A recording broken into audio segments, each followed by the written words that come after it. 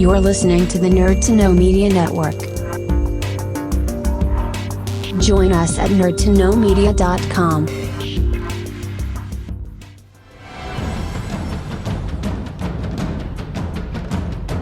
Broadcasting from the Blanchistan Center, this is Phoenix FM. The internet is a communications tool used the world over where people can come together to bitch about movies and share facts. According to the Nerd Index, you should be upside down in a junior high toilet around the clock. This is We'll do it live! Time goes in, time goes out. Never miscommunication. It's over 9,000! My name is Foxy. The balls are in there.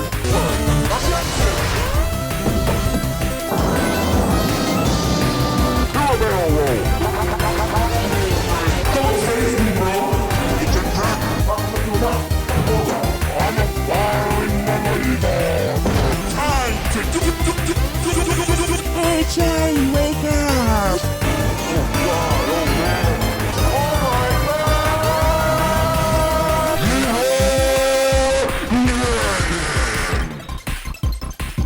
Hello, and welcome to this week's edition of the Nerd to Know Bases show, airing from Phoenix 92.5 FM and indeed on Spotify and the internet and all those wonderful places. But sure, you know that if you found us. I am Kieran Calicorn, and with me tonight is... It's Katie. Woohoo! How you doing? It's Katie. Hi. I am doing is how I'm doing. I feel so old and confused. But no, it's wonderful to have you on the show now. Sadly, no Dara, no Bryn, no Kev. They are all missing, presumed okay. Why is it that whenever I'm on the show, there's only ever like one other person with me? Do the others not like me? Do you guys just take turns being it's my turn to talk to her? We can't fit the balloons in the studio. Yes, the listeners at home won't be able to appreciate these giant replicas of the other hosts in balloon form. If you get some like squeaky sounds like as we proceed, you'll know what they are. But no, we have a lot to cover this week. There's a new Marvel movie and one that's been highly anticipated. We've got some big Doctor Who news that is more or less a week old by the time this goes out, but there's still a lot of people excited about it. And I believe that Katie has a pet peeve or like a celebration with a TV, but we'll get into it one at a time and start with Doctor Strange and the Multiverse of Madness, which deserves like an extra 10% Rotten Tomatoes for that title alone. I've seen it, you have not. So before we get into it, we won't do any spoilers unless we absolutely have to, because Dara isn't here. I'm okay with spoilers because like I'm probably gonna go see it anyway. Oh, I know, but I'm terrified of the notion that like someone driving will like turn on to our like show at like 20 minutes in and not have heard a spoiler warning, and then there's like, and they're dead. Like we'll just air or something like that, you know? That's fair. Yes, that is fair. We will try to avoid any road rage. Oh my goodness, I don't want that on my conscience. But yes, so before we kind of get into the nuts and bolts of it, Doctor Strange and the Multiverse of Madness is kind of an oddity and perhaps an experiment for Marvel in many ways. First off, it's weird that it's only now we're getting a Doctor Strange sequel, considering it's like his 7th appearance in the MCU or something like that. Oh, wow. It's something to that effect, because he's been in Thor Ragnarok, he's in the 2 Avengers films after that, he's in Spider-Man, he was in What If, like, you know, he's been kind of the new surrogate Iron Man, but he actually hasn't gotten a second film until this point, like, you know, so it's an oddity in that respect, and it's also an oddity in, I believe you were alluding to this, Katie, before we started recording, in that it actually leans on a lot of established Marvel stuff, but not in the traditional way. There's a lot of WandaVision. They're setting up some other Disney Plus shows. There's a lot of Disney Plus in this. There's kind of setting up stuff for the future. Usually these kind of big event Marvel things tend to be the culmination of 2 or 3 films, but this is a slightly different kettle of fish. But before we kind of get into all that, what are your impressions from what you've seen in the trailers and what you've heard about Doctor Strange 2? Yeah, so, you know, obviously I haven't had the chance to see it yet, but just going off the first movie, which I really liked, which was a little bit tricky to watch at times. The new one, kind of, it seems like it's going to be even more of that trickiness. Just with stuff going upside down and inside out and all that kind of stuff. But I've also heard some kind of disappointing news about it. Like you said, just in that it kind of leans heavily on WandaVision, which I just could not force myself to watch for the life of me. Like, I couldn't do it. I watched the first episode and I was done. So, you know, part of me kind of wants to go back and watch WandaVision, and a bigger part of me doesn't want to subject myself to that. But I was really excited for Doctor Strange. I'm still excited for it. Like, I'm still going to go see it. Just, I'm not sure what to make of it now. That's all. Okay. Well, I wouldn't like kind of color your perception of it too soon. Like, it's, again, we're going to kind of tiptoe around spoilers, but it doesn't lean too much on WandaVision. If you've basically heard the premise of WandaVision, I suspect you'll know what's going on. It's basically, I mean, it's not really a spoiler to spoil WandaVision at this point, but all you kind of need to know going into Doctor Strange and the something of something is that Wanda created the Westview thing and had a Pretendy family and lost the Pretendy family. And I feel like that's kind of relatively common knowledge, even if you didn't watch the show. So I don't really understand where this sort of, like, it's not the most convoluted thing in the world. They do give you all the information in the film to know what's going on, you know? It's kind of, it's even in the trailers and stuff, you know? Oh, okay. Yeah. Well, then I'm caught up then. Yeah, there you go. Congratulations, listeners at home. You should watch WandaVision, but you don't have to if you don't want to. And even that, like, kind of like, again, it's kind of like the Winter Soldier thing being kind of back in the day, being something everyone knew before the film came out. Kind of Wanda creating a family and losing her family has been something that's kind of been well known, I would say slightly outside of comic book readers, even before Age of Ultron and stuff. I mean, you're kind of a Marvel-y person, aren't you? Yeah, like I would have read a bunch of the Avengers comics and stuff when I was a kid. Yeah. Basically, my brother used to get them every week, and then when he was done with them, he would give them to me. Seems fair. I mean, you don't have to buy them. Yeah, exactly. Well, I mean, I had to give them back once I was done with them, but, you know, it meant I got to read them without having to pay for them. There you go. Seems like a fair arrangement to me. Yeah. But yeah, I could see, I suppose if people didn't enjoy WandaVision and didn't enjoy Wanda as a character, maybe I could see the upset with that. But I consider that to be just a normal Marvel thing at this point. Having a character from one thing and a character in another thing crossing over has kind of been their bread and butter for a long time, you know? Yeah, well, you know, obviously I haven't seen the movie, so I can't really attest to this, but apparently one of the complaints of the film was the fact that, you know, it's a Doctor Strange movie, but he's kind of sidelined, you know, they make him into more of a sidekick in favor of Wanda. I wouldn't say that necessarily. It's, to be honest, it's more a vehicle for Doctor Strange and this new character. I'm going to look up her surname now, but her first name's America and her character name will eventually be Miss Marvel. I suppose we can kind of get into the first few minutes of it, which is basically that our Miss Marvel character, I'm literally going to a shelf and picking up the book so I can read it. Our Miss Marvel character is basically, her powers are different from the comics. She can sort of jump through multi-dimensions and stuff. And something is trying to catch her and, like, you know, kind of steal her powers or kill her or something to that effect. And she lands on Doctor Strange's doorstep with a giant squid after her, as you do. And Doctor Strange has to kind of take her through the multiverse to kind of protect her and hide her from the big evil threat of the film. So no, it's not like I like Wanda is in it a lot, but it's more of a vehicle for Strange and her. Okay. And kind of now, I suppose one thing I'm surprised that people aren't complaining about is there aren't that many other dimensions. There's a big montage of him jumping through them, but by and large, you kind of spend your time in 3 different realities, I'd say. Right. Like much less than say like the What If series or something like that, you know.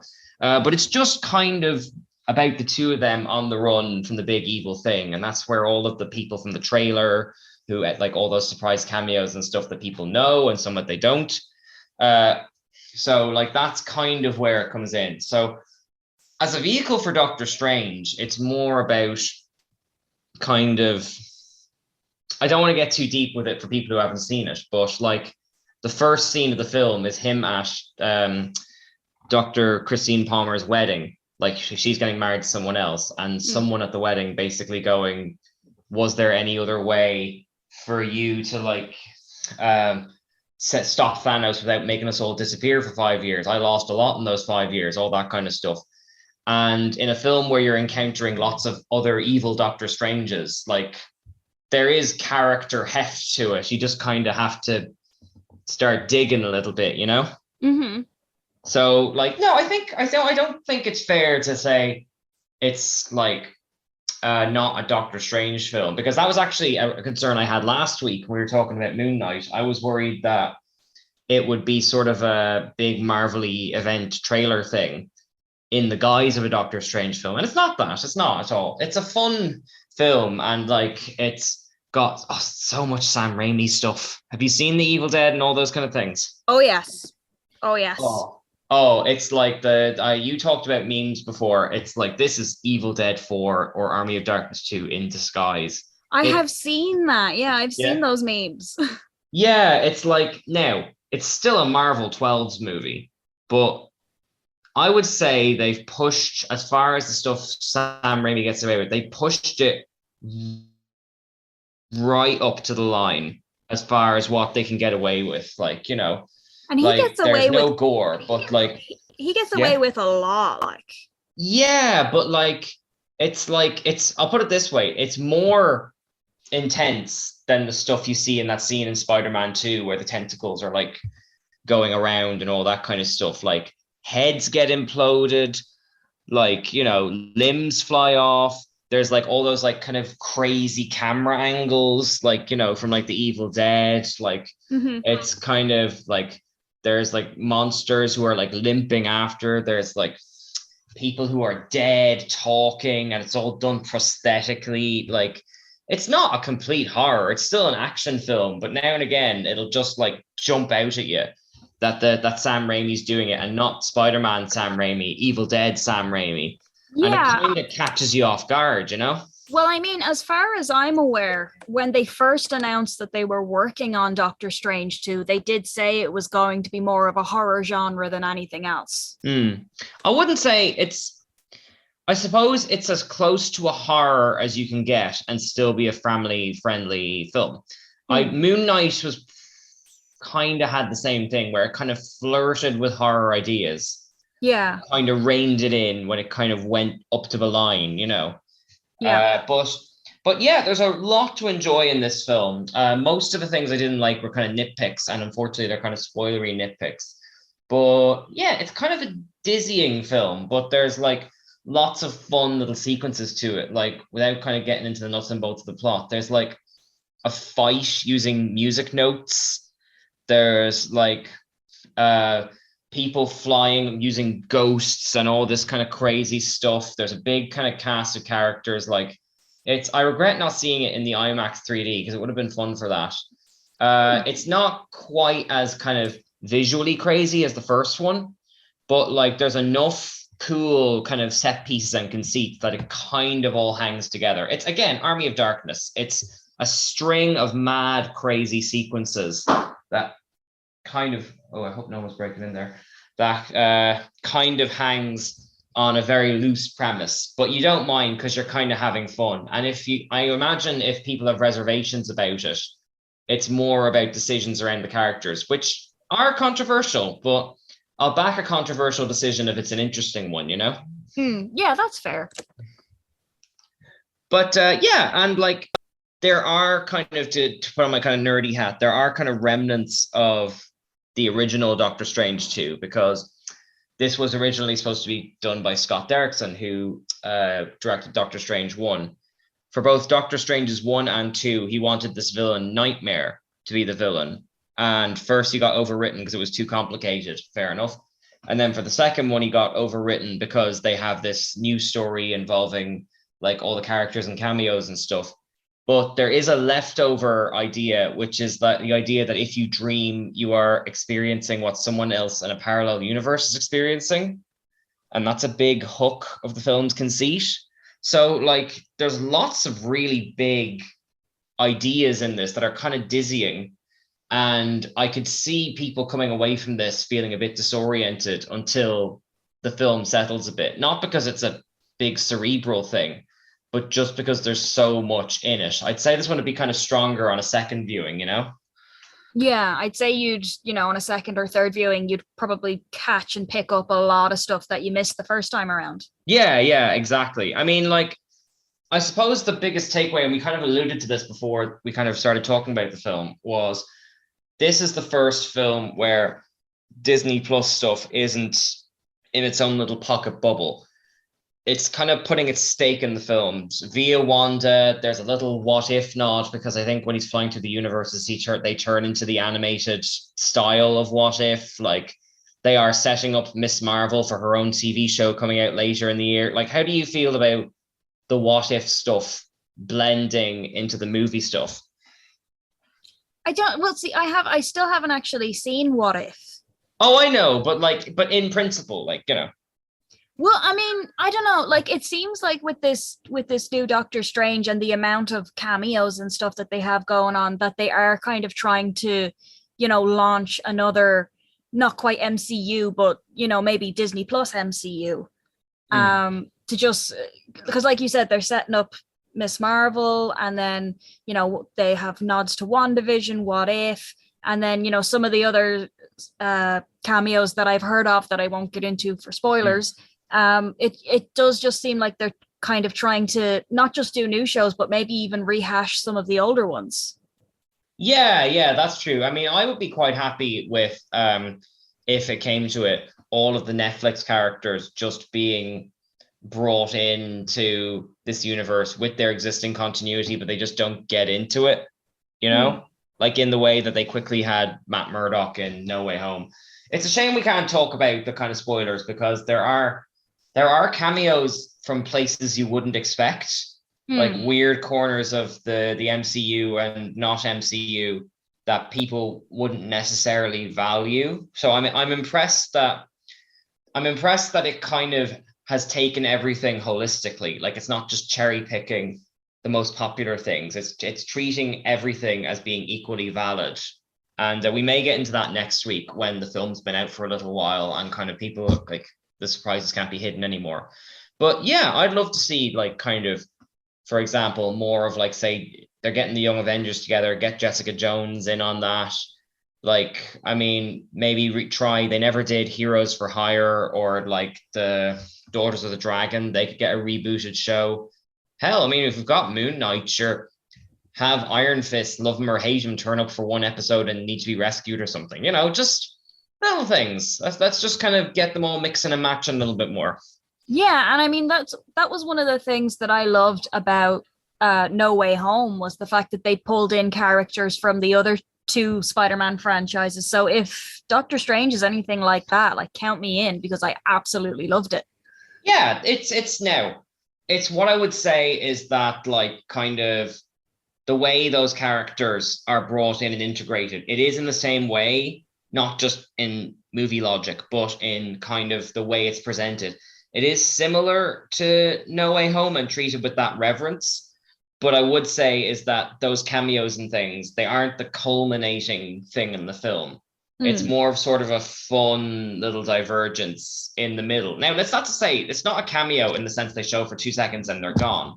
They are characters in the movie that are substantial, but it is sort of a fun, entertaining divergence in the middle. It's not like, I suppose he's in the trailer anyway. Like, Professor X doesn't turn up at the start and stay with you till the end of the film, but neither is he there just for 3 seconds. It's a nice sweet spot between those two extremes. Yeah, I get you. It's kind of like they give them their fair dues, but without it being taking over. Yeah, exactly. And like, and there is a sense that they're kind of trying to integrate it better in little ways too. Like there's a little blast of like when Professor X turns up, there's a blast of like that 90s X-Men theme in the cartoon. Oh, what a That theme. thing. Like in the WandaVision bits, they play the music from WandaVision. Like there is the sense that they're kind of trying to pull the strings together, even as they're blasting the universe apart, which I appreciate. My big worry going into this was that Doctor Strange would be kind of a guest player in his own film, Yeah, well, because even just going from the poster, he's kind of in the background of the poster. Yeah, exactly. Like, but that isn't the case. And it is fun to kind of, I will say flat out that like a lot of people were speculating that like one of the Doctor Stranges could be the one from What If. It isn't. But like, it's still fun to kind of see kind of lots of visual spectacle and sort of all this kind of craziness kind of embodied in one film with a very simple premise of Doctor Strange is starting to doubt his own decision making, that kind of thing. It's a very thin premise to tell a very complicated bunch of set pieces, which is, if you're going to do this kind of movie, is kind of the perfect way to go. It has a lot of No Way Home's DNA in it, but it's just like the ratios are changed. It's more moody and kind of ridiculous than kind of the Spider-Man sort of more earnestness, Yeah. And just because you mentioned that there's kind of more than one Doctor Strange in it. Now I know of at least one. There's like a crazy looking one from the trailer. But just tell me, does Bendy Legs Cabbage Patch play well against himself? Oh yeah. Awesome. Oh, completely. Like, I mean, sure, I'm sure there's a precedent set for that anyway. At some point he must have played opposite himself, be it in What If or Sherlock or something. But yeah. No. And like the different Doctor Stranges are different. Like it's mostly kind of 3 or 4, but they are different characters. So like, it all works well together, and I would recommend this film. It's funny, I'm not sure if I would recommend it to young kids necessarily, but the horror stuff is handled in such a way that like, if you've never seen gore, it probably won't bother you, Like it's more suggestive than explicit, Is it kind of like original Evil Dead, all the zombies are made of plasticine kind of thing? Yes, actually, there is a fair bit of plasticine. Well, like again earlier, at one point a dead character is talking, and like it's all done with prosthetics, and it looks slightly rubbish, but on purpose. Like there is that kind of goofiness to it. Like they do quite often that Evil Dead thing of like the camera soaring down a corridor after someone, like, it's got all that kind of stuff to it. I mean, I think if you love the kind of Evil Dead type stuff, you will probably love this. And if you don't know that's in it or that Sam Raimi's directing it, you'll probably just be scared and confused. But you won't be bored, certainly. To be fair, I think even if you know that Sam Raimi has directed something, you still leave scared and confused. That's true. I've never seen the Wonderful World of Oz or whatever his last film was before this. But I'm very glad that this wasn't a sort of Sam Raimi gun for hire thing where he did a by the numbers Marvel film, like kind of the way Spider-Man 3 got meddled with, even though I don't hate that film. No, this is it splits the difference between all the Marvel things and letting him have his crazy vision, right down to Bruce Campbell is indeed in it, and it's amazing. Oh, nice. Yeah, I love it when he turns up in Marvel films. Oh, well, he'll always be the narrator in the Spider-Man games for me. Yeah, no, he's great. He's great. Now, speaking of big news surrounding doctors, are you up on the big Doctor Who news? I suppose I'm up to date. I wouldn't say that I would have as much information as, hardcore Doctor Who fans, but I did hear the announcement. Yes. Sorry if we're spoiling this now for anyone who doesn't know, but the 14th Doctor has been announced. Ncuti Gatwa, and I hope I'm pronouncing that right. I did check a few interviews just to make sure, but Ncuti Gatwa has been announced as the new Doctor Who. he will be kind of working with Russell T Davies, who's coming back. He was the head writer on the Christopher Eccleston and David Tennant years. And like he'll be doing his like, 3-second appearance that gets everyone excited when Jodie Whittaker regenerates in August. There's quite a lot to note, even though there's nothing to know yet. First off, he is seemingly the youngest actor to ever play the Doctor, which claiming that out from under Matt Smith.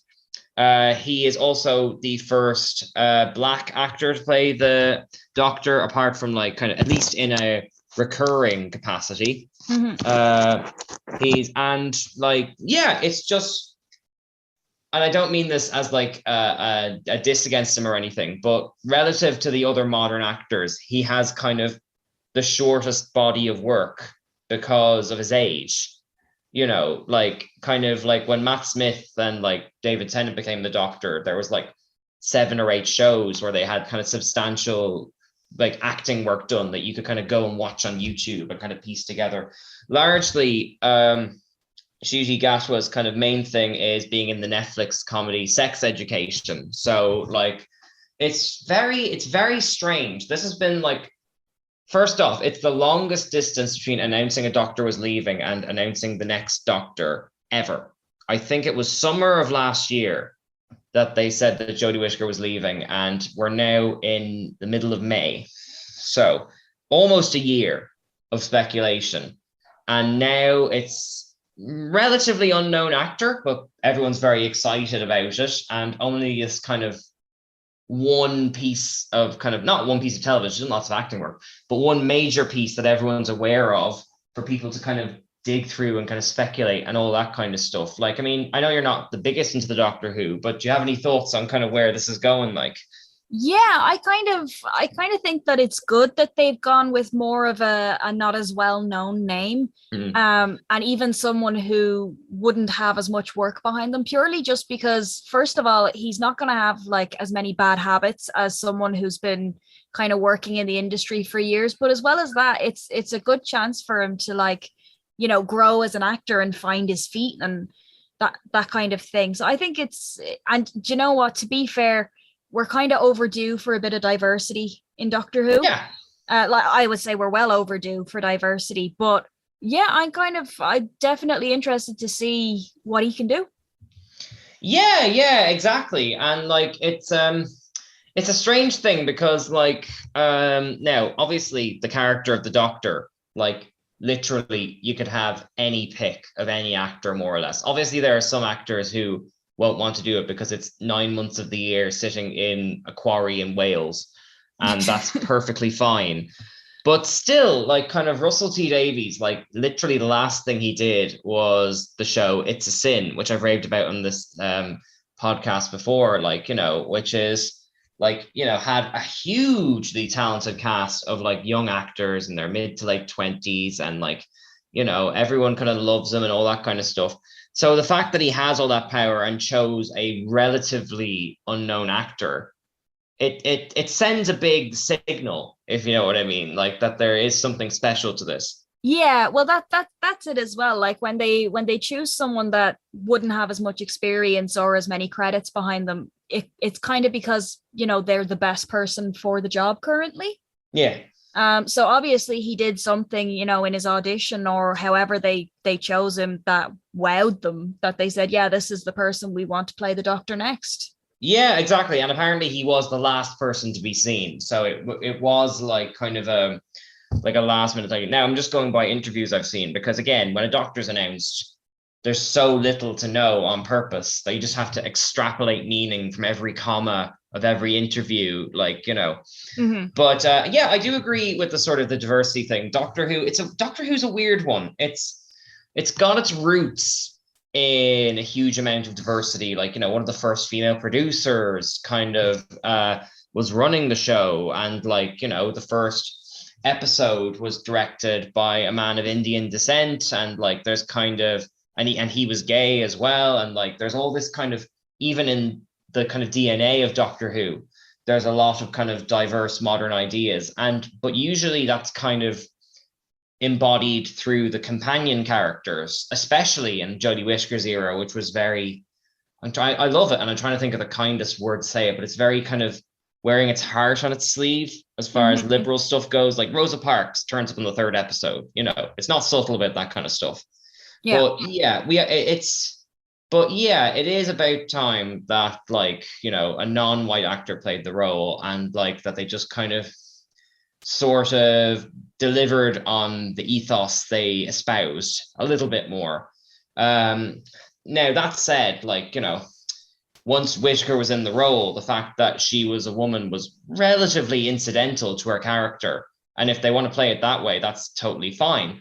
But I'm very, very interested to see where it's going, especially because just having binged Sex Education, there's very little you could extrapolate from that as to what the Doctor could be, by virtue of it being a sort of a sex comedy set in a pretendy high school.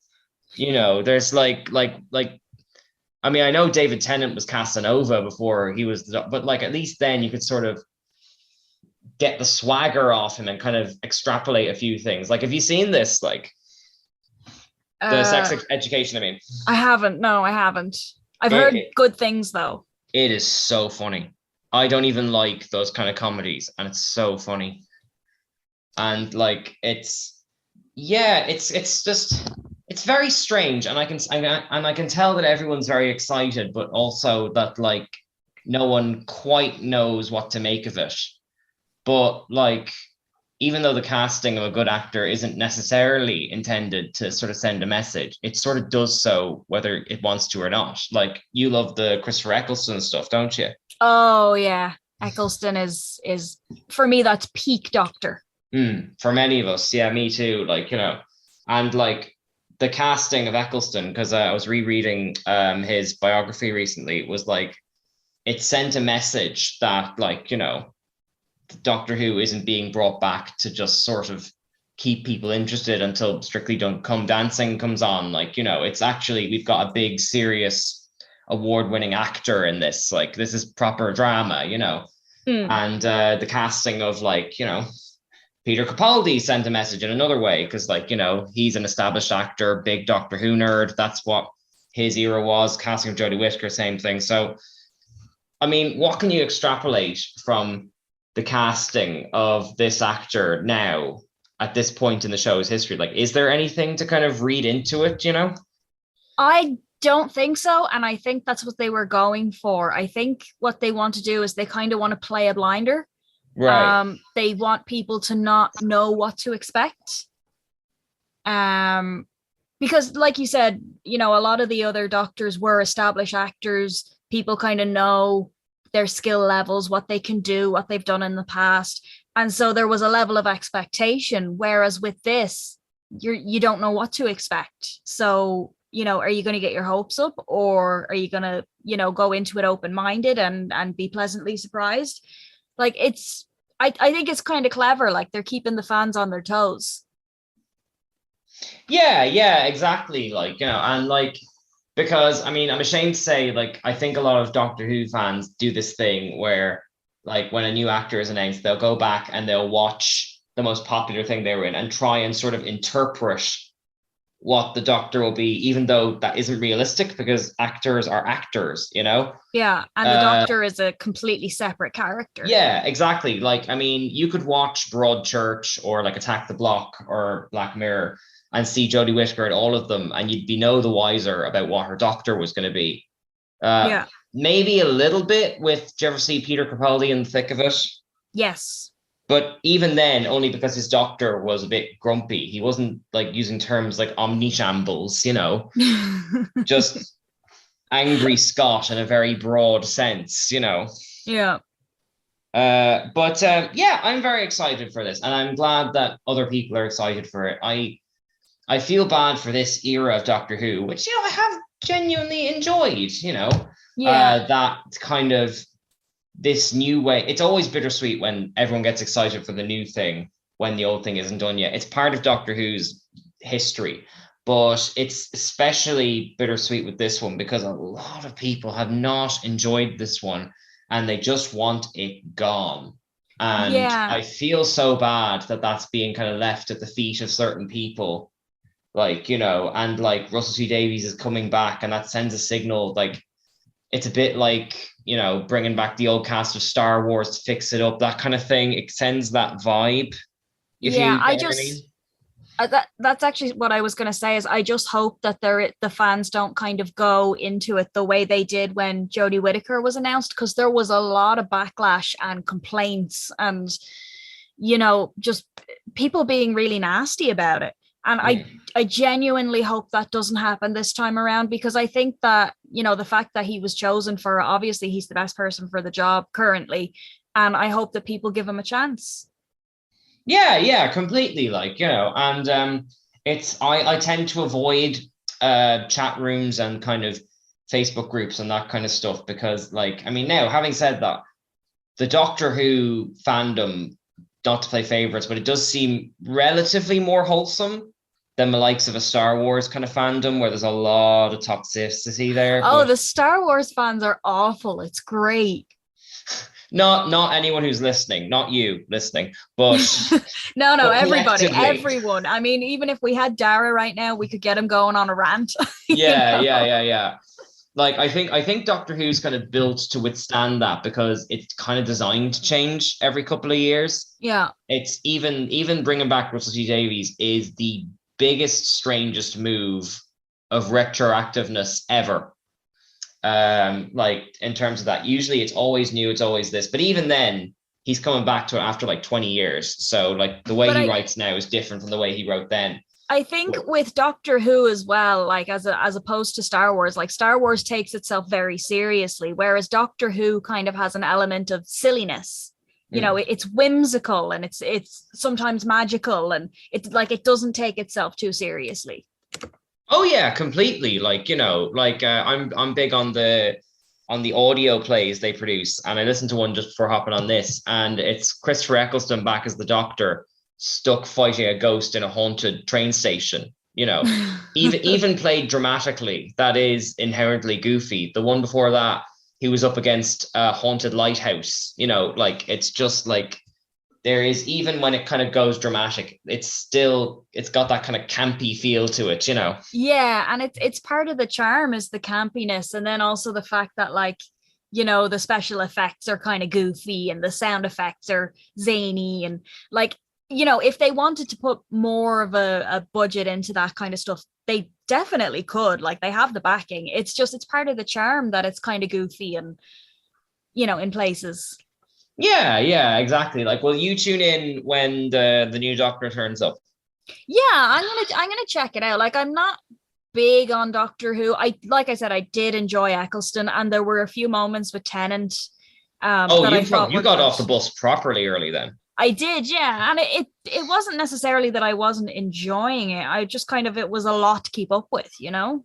Well, that's kind of the nice thing about Doctor Who as well. It's like, it's kind of designed to change. And if there's an era you don't like, you can kind of hop off the bus, and like, maybe you'll come back in a few years and maybe you'll go back to that stuff you missed. It's not like kind of a Star Trek or a Star Wars where you have to kind of keep up with the story or it leaves you behind. That kind of thing, you know? Exactly. And like, I remember there was a few years ago, I think I did watch an episode or two in the Matt Smith era. And I just could not get into it. Like, now he is a good actor, but I just didn't like him as the Doctor, you know? Okay. Well, what was it that did appeal to you? Like, I think he was a bit too childish. Yeah, well, he's meant to be like Doctor Who as Peter Pan, you know? Yeah, that was the vibe I was getting. But for me, it was like going from kind of Eccleston to that was just a bit jarring. Yeah, I could totally see that now. It's very like Christopher Eccleston. Again, the casting, whether it means to or not, it sends a message. And the casting of Eccleston, Lots of Planets Heaven North, sends one message. And you know, even though I dress as him, the casting of Matt Smith dressed as, like, you know, a sort of art student professor type with elbow patches on him sends another message. Yeah. And they're both perfectly valid, but they're messages nonetheless, you know?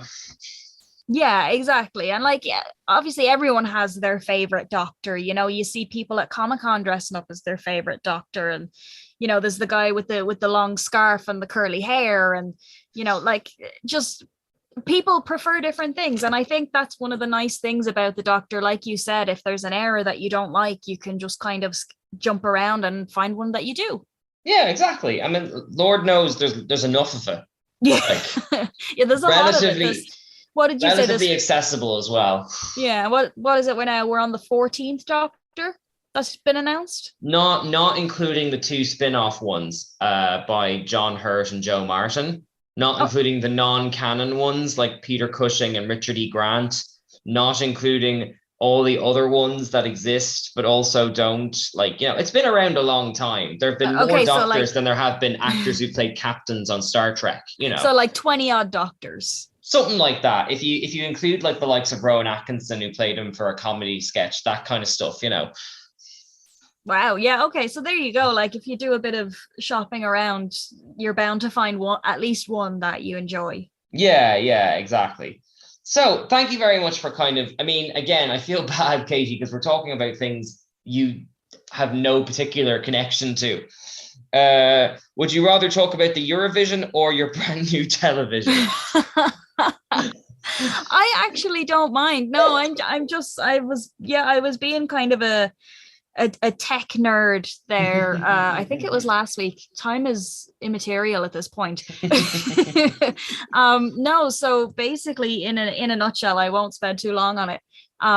We got a new TV last week, and to put it into context, our old TV was about almost 15 years old.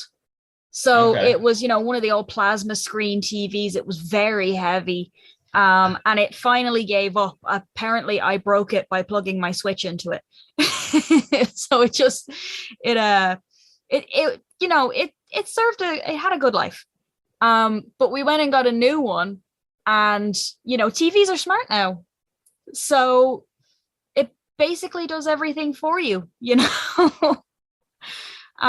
I get you. And like, because I've recently moved into a new place and we got like a smart TV for the first time. We kind of had a mid smart TV where, like, in the old house, where the features were there, but they didn't quite work yet. Mm-hmm. A bit like computers in the 90s. It's kind of like it does screen mirroring, but only with a phone that doesn't exist anymore. Or like, it'll do Netflix, but for some reason the TV has like memory storage. And if you watch 3 programs, it crashes and you have to dump the memory again. Like, again, kind of like not really finished tech. So how are you finding kind of working for, like, I'm still getting my head around it. How are you finding working with a TV that is cleverer than most people? I actually think it's great. Because I was the one who set it up. And before that, what we were doing was, because we don't have channels in the house, we don't watch TV.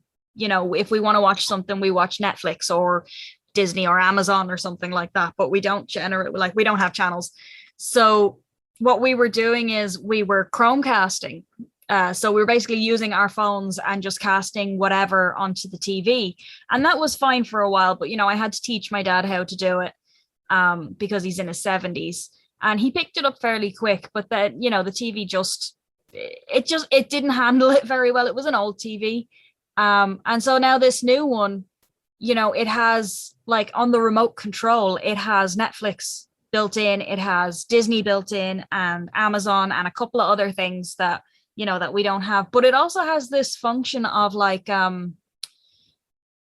it's almost like a computer mouse. It's like a wireless computer mouse where you can literally point the remote at the TV and like a little cursor pops up and you can click on things. And it's just, to me, that is bizarre because it's a TV. But it's not. Yeah, and I should stress now, for like anyone who may be listening, we're not advertising a particular TV, nor are we advertising a particular shop. We are two 20 to 30 somethings with the mental age of like 120-year-olds. Yeah, who are baffled by TVs that can do things that are both convenient and, in my case, terrifying. I just want to stress that. No, I'm just amazed that like TVs are smartphones now. But see, I find that a bit stressful. I'm grateful to have it, but like the Chromecasting, like, it's kind of like sometimes it works, sometimes it doesn't. You sort of have to reboot the TV. And I'm still kind of on that learning curve where I'm like waving a phone near the TV in the hopes that it will work. I have a toddler looking at me saying, Dada, you're doing it wrong. And it runs through Wi-Fi, right? Yeah, but like the TV, it's so clever that it doesn't tell you how it works. Yeah. And like you sort of like you go to find Chromecast and you hit the Chromecast button and it does nothing. And you're like, well, it must be doing something. Have I lost it? And then you find yourself going through like settings menus and aspect ratio things on a TV. I will eventually get my head around it. But at the moment, I'm longing for, you could plug a thing into another thing and you're reasonably sure it would get from A to B. If it's up in the air and I can't see it, I can't help it. It's like Willy Wonka, where they take the picture of the chocolate bar and then it's in the airwaves. It's up there in a million pieces. Oh, my YouTube video of Spider-Man and Mario Kart. It's coming. Oh, it's much smaller on the TV. How did that happen? Oh no, I am just so excited for everyone to leave the house, and then I'm gonna get like Animal Crossing up on that bad boy. I want to see Animal Crossing, ultra HD in 65 inches, and just that's gonna be a great day for everyone. And hopefully it won't break the TV like apparently it did the last one. Oh my goodness. See, I mean, we had you over to the house and you were like amazed that the remote had a Netflix button on it, didn't you? I know, yeah. To me, that's like witchcraft. That's just like, because I'm sitting here now in my room and I have is it a Samsung? I don't know. Maybe. Yeah, it's a Samsung. But I've had it for like 10 years. So it's not a smart TV. So the remote looks normal to me, Whereas the new ones, they just, it's like witchcraft. That's the only way I can describe it. A wizard did it. You're just like in your back garden, like, kind of like burning it, like tying it to a stake. Dancing around it. But see, you highlighted a point there that TVs are now smartphones. And as the parent of a very precocious 3-year-old, I find that rather alarming, because like if YouTube is on it, and I know this is like it's been existing for years, but like if YouTube is on smart TVs and readily accessible, you can't quite monitor what's on a TV compared to like if it's just streaming service or a terrestrial channels, that kind of stuff. Like quite a lot, like I'm not sure if other parents are out there listening to this, but like one rabbit hole that my kid falls down is people playing with Paw Patrol toys on YouTube as content, like, unboxing, opening things, reenacting things with little teddies, whatever, that kind of stuff. And we've kind of fallen down the rabbit hole of like either religious or politically themed YouTube channels that put up these videos of people playing with Paw Patrol toys and then put like a thing about the Lord Jesus Christ in the last minute of it. Oh, and hope you don't notice. To kind of draw the children in. Exactly. Yeah. I'm not going to name the particular channel for like reasons. I don't want anyone after me. But yeah, it has happened. And I was kind of trying to convey this to my fiance about how alarming it was. And she kind of like agreed in principle, but didn't really mind too much. And then one day she found my daughter singing the song at the end from memory, including the word sinner, and it's like, that's not okay. We just came here for chase, chasing a ball, like, It's kind of like a modern day C.S. Lewis. Well, in what sense? Well, in the sense that he basically wrote the Chronicles of Narnia as a way to convert children to Christianity. Oh, that's news to me. Yeah. Oh, you didn't know that? No. I'm not up on my C.S. Lewis, tragically. Yeah. So basically, he wrote the Chronicles of Narnia, and obviously there's a lot of symbolism in it. But right at the end of the last book, I think there's either 7 or 9 books. I can't quite remember. I've read them all anyway. Oh, there's 7 books. But basically, right at the end of the last book, he all but comes out and says Aslan is actually God. Okay. And there's like a whole thing about, you know, some of the children don't come back to Narnia in the end, and they say, oh, well, where are they? And there's a whole thing about like, oh, they're not friends of Narnia anymore, kind of thing, you know. And it's very like overt, but once you get to the end, you're kind of like, whoa, what just happened here? Mm. And apparently that was a sticking point, because C.S. Lewis was good friends with Lewis Carroll, Right. who wrote, you know, Alice's Adventures in Wonderland.